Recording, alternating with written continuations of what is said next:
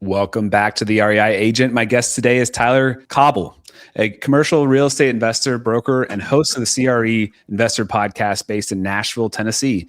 Tyler has flipped a 9-story building for a $2.2 million profit, is currently developing a 350-unit self-storage facility, and is one of the few people in real estate who can speak to both the broker and the investor side of commercial deals simultaneously. Tyler, welcome to the show.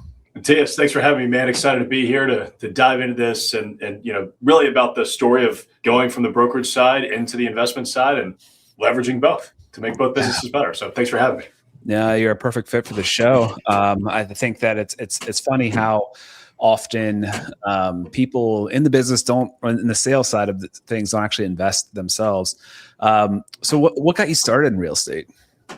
Man, I dropped out of college, and hey, that's how a lot of the greats get started in real estate, right?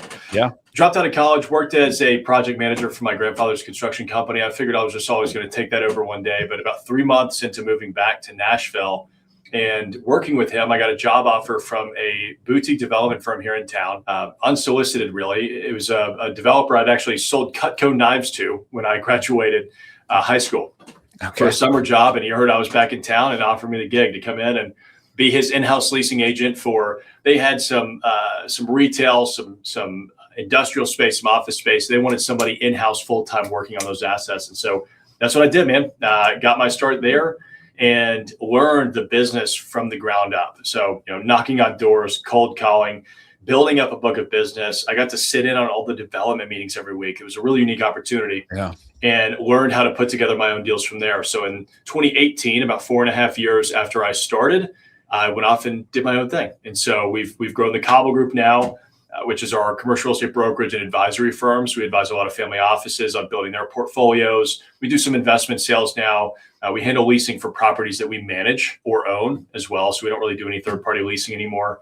And then I've got Hamilton Development, which is our investment arm. And that today currently has about $75 million in assets under management. Nice. Like you mentioned, everything from a 9-story office tower that we flipped in downtown Chattanooga to we just opened up a 48-key boutique hotel. We've got the self-storage going on. I'm working on some flex space. So a little bit of everything, man. Wow. Yeah, that's awesome. And I apologize. I think you said that you were doing like commercial stuff from the beginning, but then you said door knocking as well. So were you ever in residential sales, or was this pretty much solely commercial from day one? I wasn't. I mean, it was solely commercial from day one, aside from a brief stint, because the development firm that I was working for was building custom homes as well. And they had an in-house residential agent that was handling those. But at one point, he decided to move to California. And so they looked at me and they said, you've got your real estate license, you've got some experience now, you go sell these houses. And, one was a $1.2 million house. I was like, well, yeah, I mean, I'm not going to turn down that commission. And very quickly learned that residential and commercial are night and day different. I had zero skill set around the residential side of things. And after, I kid you not, probably 2 months of straight open houses every single weekend, we gave it to somebody else to handle. Yeah, it is two different animals for sure. What would you say, differentiates a good commercial agent from a good residential agent? Like if somebody had their license, maybe was doing mostly residential, wanted to join your group, what would you look for to see if they were going to be a good fit for commercial? Yeah, that's a great question. I mean, typically, like we work with a lot of residential agents and investors that want to transition into the commercial space. And largely what I see more often than not, they're the people that look at things from a much more like traditional business perspective, right? You have residential agent, like the residential agents that crush it are the ones that are incredible at dealing with people, right? Yeah. They love problem solving and helping people. And they've got a passion for, exploring paint colors and the finishes and building the vision of what your family's life is going to look like, right? Like that's what it takes to be good in residential sales. I don't have any of that, man. I'm like, dude, it's a hard corner. You get 20,000 views per day with cars driving by. It's 2,000 square feet. Either you like it or you don't. Like the numbers work or they don't. Let's move on, right? So it's just a very different like numbers approach. Much more analytical. to real estate. Yep. Yeah, no, that makes sense. So you broke down some of the different facets you're in now. So I would assume that the investment one is kind of operating through syndication structures, where with the 9-story commercial building, you're building the self-storage. Is that all through syndication structure? Yeah, not all of it, but a pretty decent amount of it. I mean, I started buying real estate in 2019, so you can do the math. Basically, from then till now, we've built up to $75 million in assets. I didn't have the cash to do that. Sure. I wish I did. That would have been a great thing. Right. But I literally started with $0, right? I mean, I was like the guy rolling my commission in from purchasing a deal so that I could have some sort of equity stake when we first started. And so a lot of it has grown through syndication. And then just over the years, having had successful syndications, successful deals, successful brokerage, whatever, I've been fortunate enough to start building my own portfolio of assets that I own solely by myself. So we do have like the self-storage, the 350 unit self-storage facility is just me and a buddy, right? We own a 50-50. That's going to be one of the best projects I've ever done. We've got, like, I own my own office. I own a parking lot across the street from a bar, which has been a fun new venture because it's a totally different thing, right? Like, we didn't even have to do a building, right? Yeah.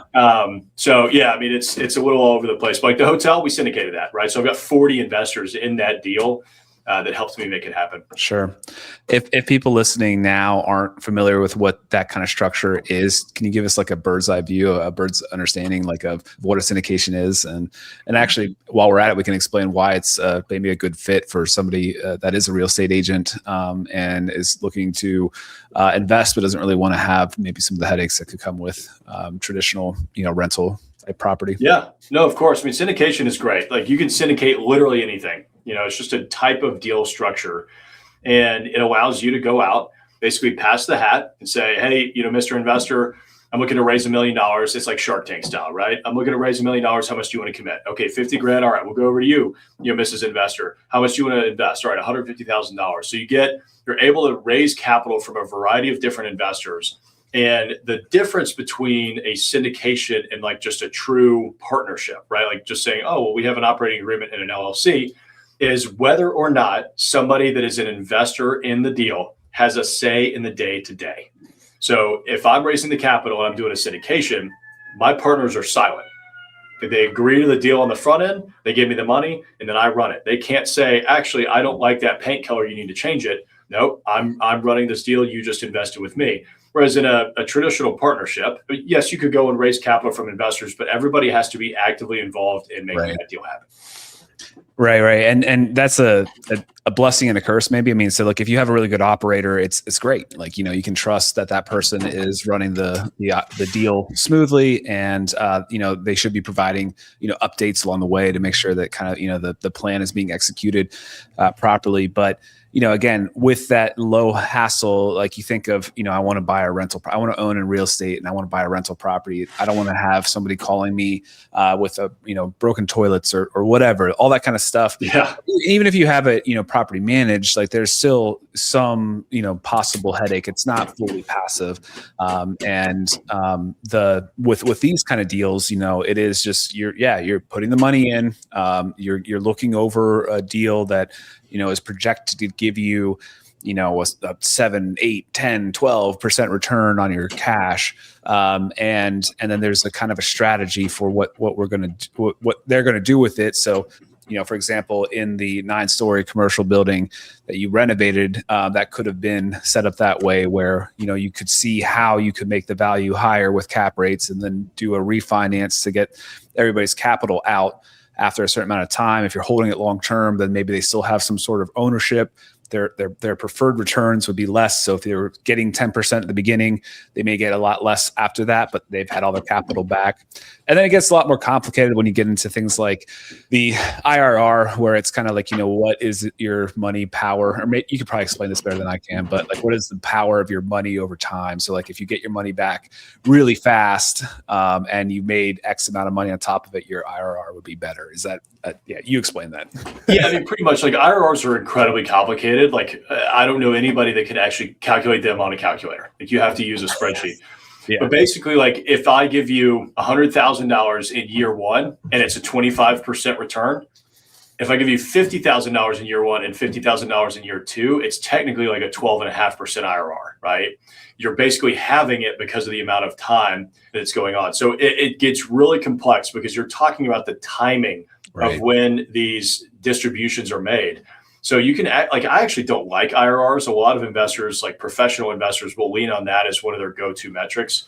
I'm not a fan of it because you could actually juice it based on when you make the distributions to make it look better than it actually is. Typically what I'm going for is the annualized cash on cash return, which is the, over, let's say you hold a deal for 5 years. It is the average return that you get every year for 5 years, including the sale of the property, right? So we're typically aiming for an 18 to 22% annualized cash on cash return. So basically 20% on our money every year, or a 2 times equity multiple.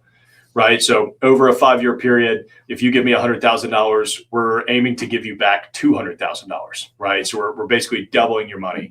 And that's a lot easier for maybe your less sophisticated, not necessarily like institutional or professional investors to understand. Right. Like if I give you $1, you give me 2 back. Okay, I get that. Yeah, no, totally. And it's crazy that those kind of deals are out there. Like, that the returns you were just talking about sound fantastic. And, depending on your market, if you're buying a traditional rental, it's going to be hard to see that kind of returns, especially if you're getting property management on top of it. But, there of course are risks. But I want to talk about another benefit quick before we get into those. That would be, the possibility for accelerated appreciation. If you are a real estate professional, you're earning, let's say you earn $300,000 a year in commission, and you are then designated as I'm blanking the term now. Real estate professional. Yep. Real estate professional, but also an accredited investor. So you can invest in these kind of things. And you can then also realize that if there's depreciation on these properties, then you can take that depreciation off your income, whereas like a doctor could not, because it would only be able to be something they could take off of their passive income. So like any kind of rent that came in, they could kind of offset that. But with real estate professional designation, you can actually get your commissions written off. So just to put that in a little bit easier terms, I invested $50,000 into a syndication in the first year. I got $67,000 of a write-off. So that was a pretty awesome deal, including then, I was getting distributions and, making, 9+% return on that investment. Yeah, it can be very powerful. I mean, we're doing a deal right now, flex space that we're building. It's going to be about a $2.4 million deal all in. We're raising about $1.18 million. And the first year we're able to write off about $770,000, give or take. So I mean, you think about that, like 77% of the money that the investors are giving in year one, they get to take off their tax returns, right? Because we can depreciate $1.98 million. So it's pretty astounding to be able to do, take advantage of the tax benefits. Like that's one of the biggest differentiators for commercial real estate investors that you can't necessarily take advantage of on the residential side, or it may not necessarily make sense to take advantage of on the residential side. 100%. And so in some ways, I almost see the syndications as a possibility for somebody to think about, I'm moving from corporate America and I'm going to become a real estate agent and I'm seeing some success with it, whatever. This is almost like a 401k. Like, you know what I mean? Like this is almost this sure. But it's better because you're likely it's real estate. Get that money back. You're probably going to get a better return. You're going to get that money back in, 5 years or whatever the plan is. So it's pretty powerful. I try to preach that a lot because I don't think a lot of agents understand those kind of structures, especially on the residential side. So I think agents, look, I mean, being a residential agent, being a commercial agent is great, right? Because you can make some pretty phenomenal commissions. But at the end of the day, you don't have a retirement plan. Yep. Right? You have to invest in real estate or build up a 401k, but that's boring to me. Invest in what you know. Start investing in real estate because one, it makes you a more trustworthy agent, right? I mean, how can you honestly walk somebody through I've always thought about this because there's so many agents out there that they work with investors that have never invested themselves. And I'm like, how can you properly walk somebody through the entire process if you've never done it yourself, right? How can you properly advise them? And you really can't. In my opinion, because you just don't know what all is entailed, right? So, and two, you've got to build your retirement. You've got to start, finding a way to replace your income because at the end of the day, too, we're 100%, like, most of us don't have a business. We have a job, right? Because if we stop working, if you go to the hospital for a month, like God forbid, you're not going to have any commissions coming in, right? So what's going to passively work for you in the meantime? And that's why everybody should be building up their real estate portfolios. 100%, Tyler. And I have a book that will be, it's finished through editing and everything that's coming out that kind of walks through what, if I were to be like 18 again or something and just start real estate right away and just kind of be this young, hungry guy, building up that portfolio as you go, house hacking, however you have to do it to start. You have to have a place to live. So if you can maybe have a career somewhere, start transitioning over to real estate, buy a house before you get out of, that career altogether, house hack it so that your expenses are next to nothing, or maybe even getting some cash flow on top of it. It's definitely possible. And then, save for the next one and start building up that portfolio. If you can keep your rent covering your living expenses and kind of grow with that, I mean, you're going to be in a much better position with whatever the market throws at you. This business can be, hot and cold. I just had a huge dry spell. And, I've been doing this for 13 years and it was like, what is happening? It happens, man. I mean, that's the thing. Like, it doesn't matter how good of a broker you are. Every now and then it's going to come back around. And a lot of agents are seeing that today.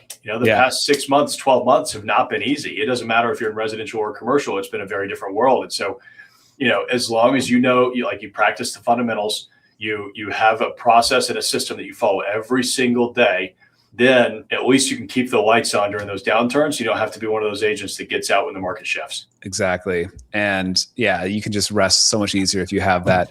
That's a lofty goal. Like, to be 100% covered to your expenses, that's a lofty goal. Like, that's going to be hard for a lot of people to do. But, to have that as like a pie in the sky thing you're working towards, it's going to do two things. It's going to keep your living expenses down, and it's going to be putting money into things that are growing. And, if to be an accredited investor, to get into syndications, you do have to make a good amount of money annually. Is it 200 or 300 for individual? I can't remember what the difference is. You should always double check these things with an accountant.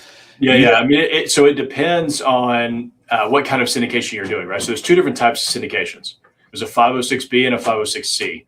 A C is accredited investors only. So like when you see a real estate investment being advertised on Instagram, right? That's a 506C. Yeah. Since they're only taking accredited investors, they're allowed to market. 506B is typically what we do. Like it's called the friends and family syndication, right? So you have to have a pre-existing relationship with me in order to get access to any of my deals. So two different approaches, but yes, I mean, if you're like to be considered an accredited investor, I think it's $200,000 a year. If you're single, $300,000 if you're married.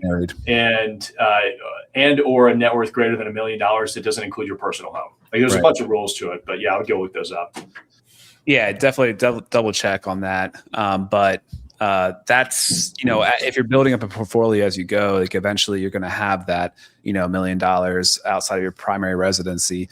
And then, it kind of affords you to get into these kind of opportunities as well. So the book is basically like a roadmap of kind of how to live both worlds. It is more of a residential sales type thing. But let's go back to your commercial building. So you closed a 9-story commercial building and netted $2.2 million. Walk us through that deal from acquisition to disposition and what the key decision points were along the way.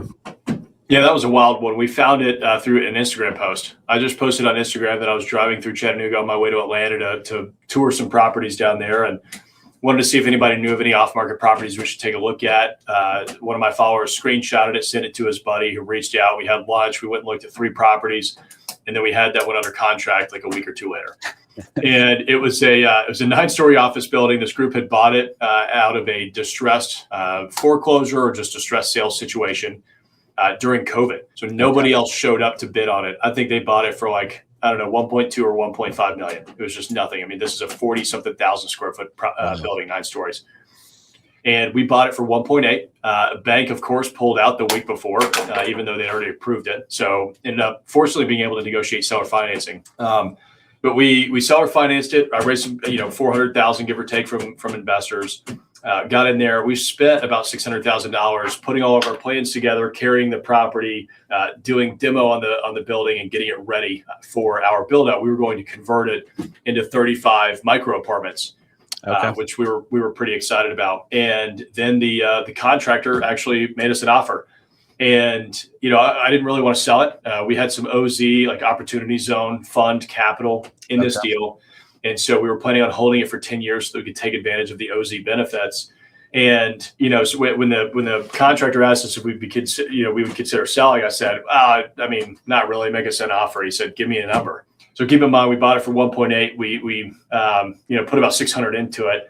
I said, all right, 4.5 million. And he goes, deal, send over the contract. And I was like, damn it. I didn't say a high enough number. He shouldn't have accepted it that easily. Yeah. So anyway, we go under contract. He starts doing his work. The due diligence on his end takes a lot longer. So he ends up extending by another month, actually several months. And so we ended up charging another $100,000, not applicable to the purchase price, in order to extend that. So we ended up walking away with about $4.6 million on about a $2.4 million investment. So it was a pretty great little deal. Yeah, that's awesome. Yeah, there's definitely speed of like kind of turning the capital over that, I've struggled with that. I kind of, if looking at a flip or something like that, it's like, do I try to turn around and sell it really fast and not make as much profit, but that don't have to do all the work, all that kind of stuff. So I've done a couple of those, but I can see how, especially when you throw in the Opportunity Zone stuff, how that would be challenging, but on paper, it's a pretty big win. That's pretty awesome. Yeah, absolutely. So for a residential agent who wants to start investing in commercial real estate, is there a certain asset class you'd recommend starting with? And what does a first deal kind of typically look like? Yeah, so for your first deal, I wouldn't even necessarily recommend picking a specific asset class. I would recommend picking a client that you know very well, a partner, a friend that actively invests in commercial real estate, and partnering with them on a deal that they're interested in doing for your first one, whether that's you're bringing some capital to the table, you're bringing some investors to the table, you're bringing a tenant, or, maybe you've got a client that bought a house from you that owns a business that needs to go somewhere. Bring something like that to the table and learn from somebody that's done it before. Because the last thing that you want to do is go spend more money on an education doing a property like this. Because like I said earlier, when I got into the residential side, just on the brokerage side, night and day different, I was unsuccessful in selling a $1.2 million house. It's very, very different. So make it easier on yourself. Do your first, 1, 2, 3 deals with somebody that has done it before. See how they do it. Look at how they do the underwriting, how they go through the due diligence, how they manage a lease up and manage the property, and then go off and do it on your own. That's by far the best way to do it. That's what I did. I still do that to this day. I don't do every single deal by myself. Some I do now because I've got the money. But for the most part, I'm going out, like even when I did the hotel, I brought somebody in that had 30 years of hotel experience. That way I knew I wasn't the only guy sitting at the table that had to learn about hotels and operating this hotel. He already knew it. I got to lean on him. So it just makes it so much easier. And look, you'd rather have a slice of a watermelon than an entire grape. It allows you to scale so much faster. And you talked earlier about people being able to replace their living expenses through these real estate investments and it being lofty. And it is, right? It's not easy to build up a portfolio that will actually replace your income. But I have seen people do it in commercial real estate in about a 5 to 10 year period, depending on how committed they are to making it happen. It's entirely possible. There you go. Yeah. What kind of, this is kind of a follow-up question to that. So if you're a newbie, what value can you bring? Like if say you also don't have a ton of money, what kind of value can you do? What kind of grit, what kind of hustle can somebody do to really provide true value and not be annoying to somebody who does have experience? Yeah, look, you basically have to have 2 of 3 things in any commercial deal, right? It's knowledge, money, or connections, right? You can have money and connections. You can have knowledge and money. You can have, money and connections or whatever, whichever combination I left out there. You don't have to have all 3. So if you don't have the knowledge, but you've got money and connections, you're good, right? Let's say that you've got connections and you don't really have the knowledge, but you're willing to put the work in. You can kind of limp along on that side by saying, I'll put all the work in. I will be there. I'll put the sweat equity in. I will go out. I'll make sure that the space is cleaned up, that we get it leased up, that we find the right tenants. I'll knock on doors to make it happen. So you got to have some sort of hustle in that side of things for sure. But that's typically what I recommend to people. You got to have two of those three. If you have one, it's not enough. I mean, unless it's money, right? Then you can do whatever you want.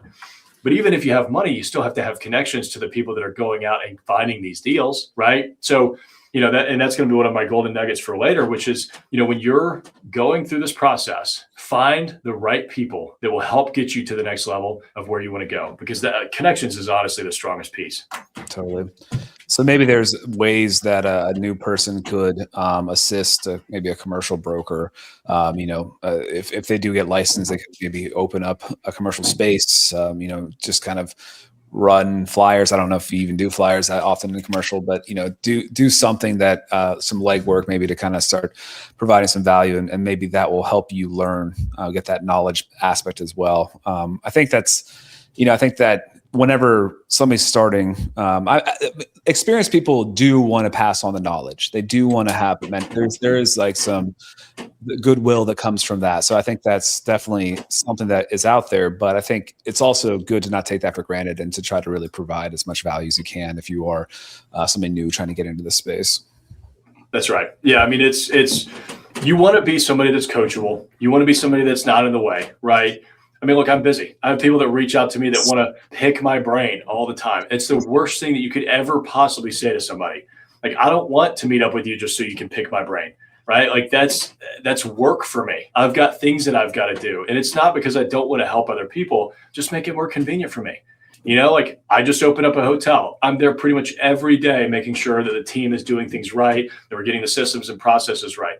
I've had multiple meetings there because people have reached out and said, hey, I want to learn about this. Can I swing by the hotel and talk to you? Like, yes, I'll be there. Come by whenever. We've got coffee, right? So just make it easy. If you're going to take somebody out to coffee and pick their brain, again, I would highly recommend you never do that. Don't say that. But if you do that, buy the coffee, buy the lunch. I can't tell you how many meetings I've had where I walked away.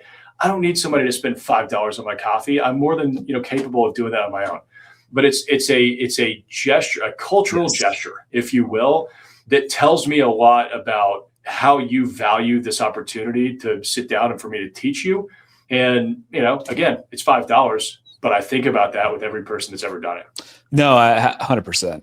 And, just the scheduling of that, of like when that's going to work in my schedule, that is just annoying in itself. Maybe it's also because I just am kind of terrible at schedules, but like just to like think through and like find that out. Okay, when can I do lunch? Do you even know what I do for lunch? Because I usually work out over lunch. This is a huge ask. I hate lunch meetings.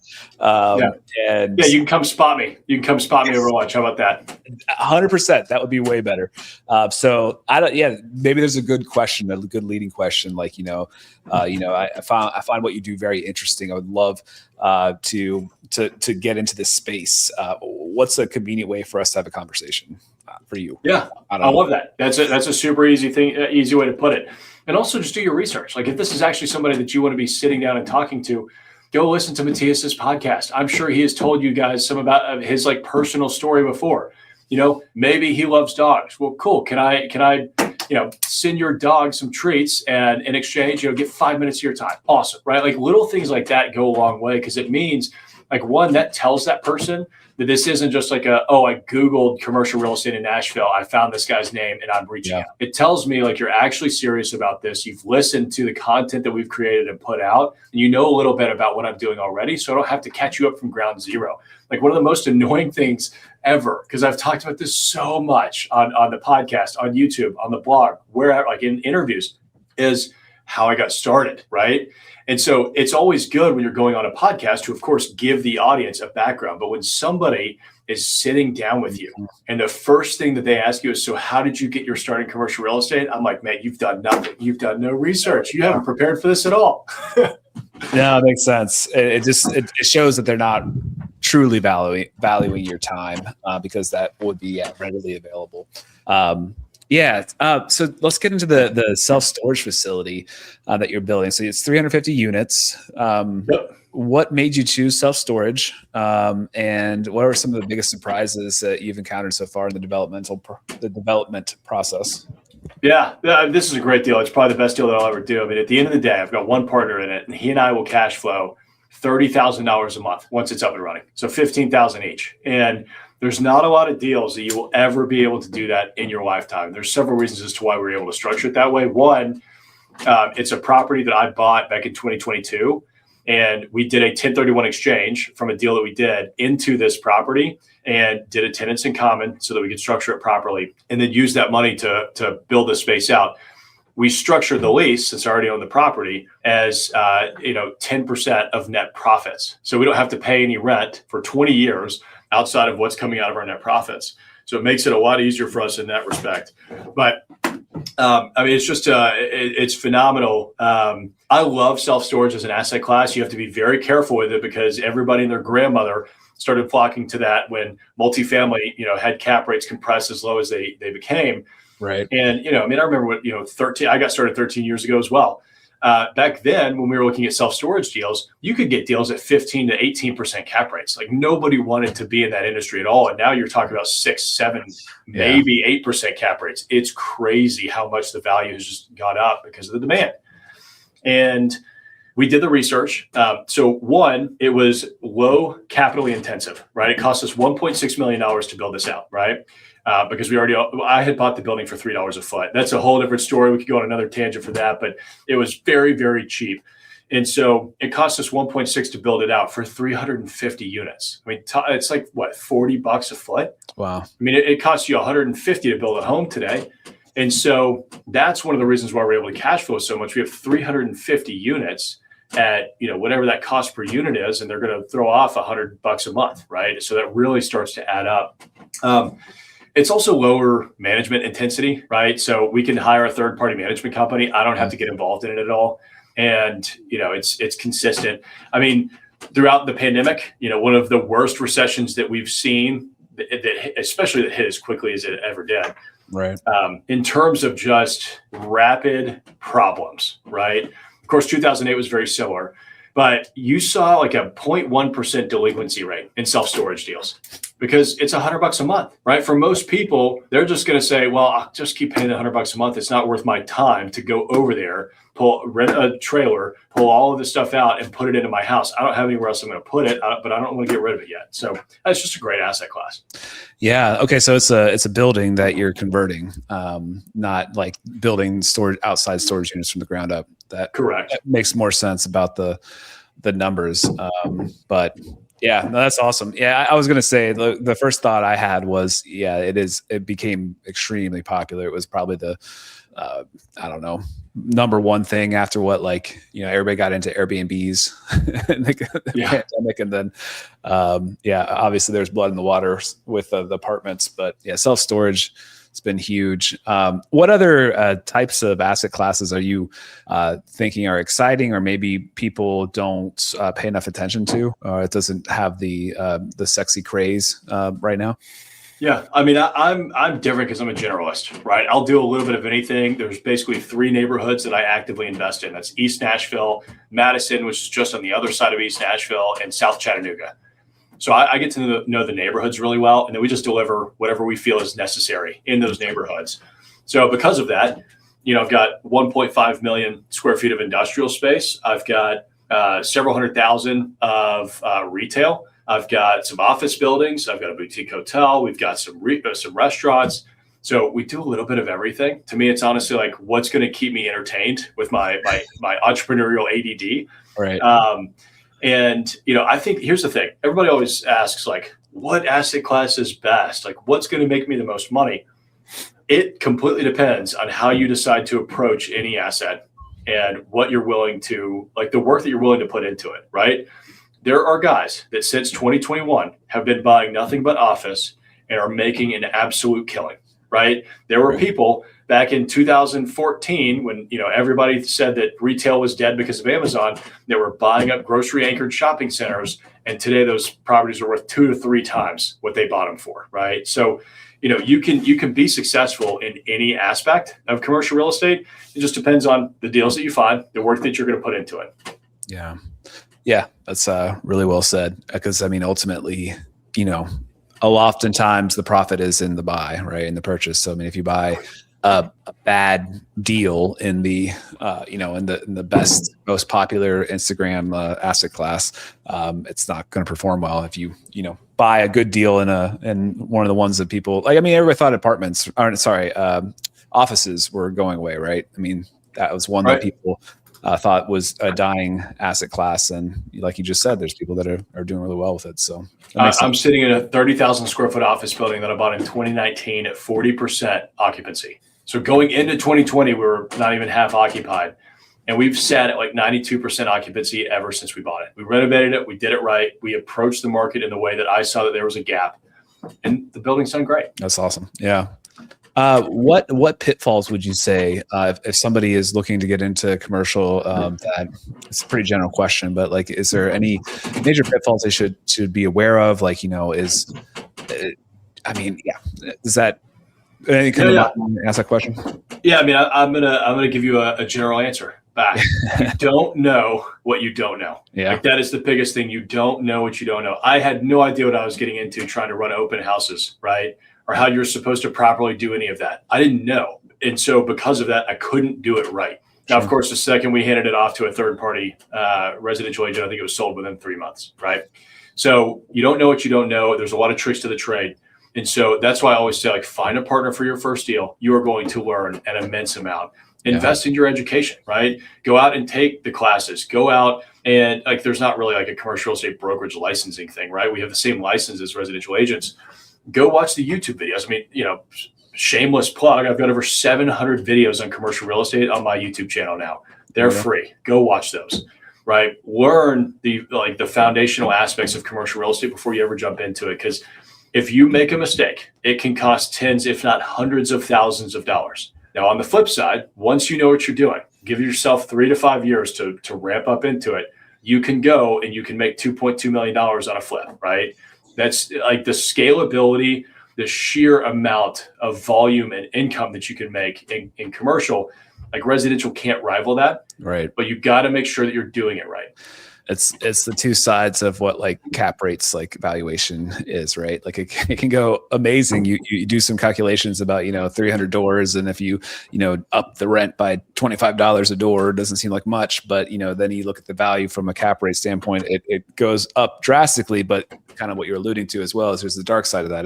If you're not operating things well, if rent goes down, then there's the opposite effect that can make it lose a lot of value. So or even if something that's completely out of your hands happens, right? If you underwrote a 6% cap rate exit on a 300 unit apartment complex and interest rates went up like they did in 2022, and now you're having to underwrite a 6.5 or a 7% exit, that will completely devalue your property. You might lose money on the sale, right? So you want to make sure that you have, plan A, B, C, D through Z, right? To figure this deal out.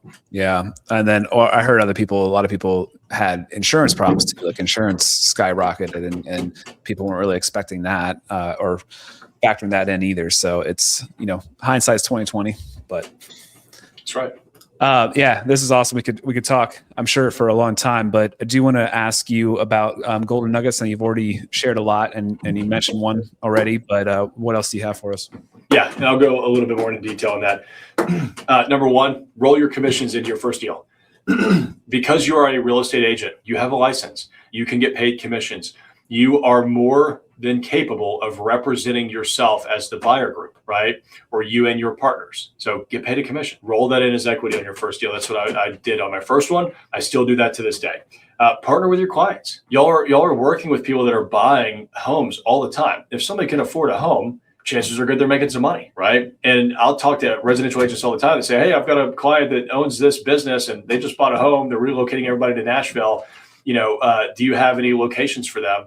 You can also partner with them to go and help them buy a location, right? And then leverage your strengths, right? Like we mentioned earlier, you've got to have money, knowledge, or connections, all right? The people with money and knowledge are more than capable of doing these deals, but if they're not able to go out and find them, or if they don't want to put the work into finding them, maybe they're sipping Coronas on the beach all the time because they're at that point in their lives, they don't want to put that work in. You have a unique skill set to be able to go out and find deals and help them put this stuff together. That's great. That's very true. I love it. What about a book? Do you think do you have any books you recommend as a fundamental read that everybody should pick up if they haven't read it already, or one you're just currently enjoying? I'm going to cheat and give you two. So one is building a story brand, right? This has nothing to do with real estate. This is business in general.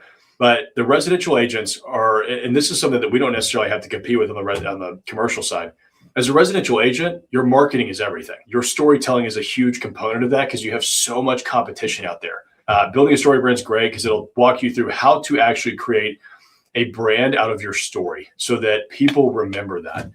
And then the second one, which is my favorite book, I always recommend this, is Blue Ocean Strategy. It started off as a white paper for the Harvard Business Review, and they ended up writing an entire book on it. But the Blue Ocean Strategy essentially says, hey, the red ocean is where all the sharks are fighting over all of the food and the blood in the water, all right? Why don't you go find your blue ocean where you have no competition? You're not having to fight with other people over scraps, and you can really create your own destiny. And that was one of the most influential books that I've ever read in my life. I love Blue Ocean Strategy. Okay. Those are great. Yes, thanks. That second one may have come up before, but I don't know if the first one has. So those are great recommendations. Thank you. They're certainly not as commonly mentioned as Rich Dad Poor Dad. Everybody knows that one already. Yeah. Tyler, so you mentioned you have a podcast, where you operate, et cetera. How can people follow you? What socials are you on, and what your handles are, websites, that kind of stuff? How can people find you? Yeah, absolutely. So if you're on the podcast right now, you can find me, the Commercial Real Estate Investor Podcast. Got a big, pretty picture of my face on the thumbnail. The one thing that I like to plug is YouTube, right? Like I said, we've got over 700 videos on the channel. It's just my name at Tyler Cauble. Tons of free content, tons of stuff for you to go dive into and really learn how to get started in commercial real estate. Awesome. Well, Tyler, hey, thanks so much for being on the show. It was a lot of fun talking to you. Thank you, Matthias. This was great. Thanks for listening to the REI Agent. If you enjoyed this episode, hit subscribe to catch new shows every week. Visit reiagent.com for more content. Until next time, keep building the life you want. All content in the show is not investment advice or mental health therapy. It is intended for entertainment purposes only.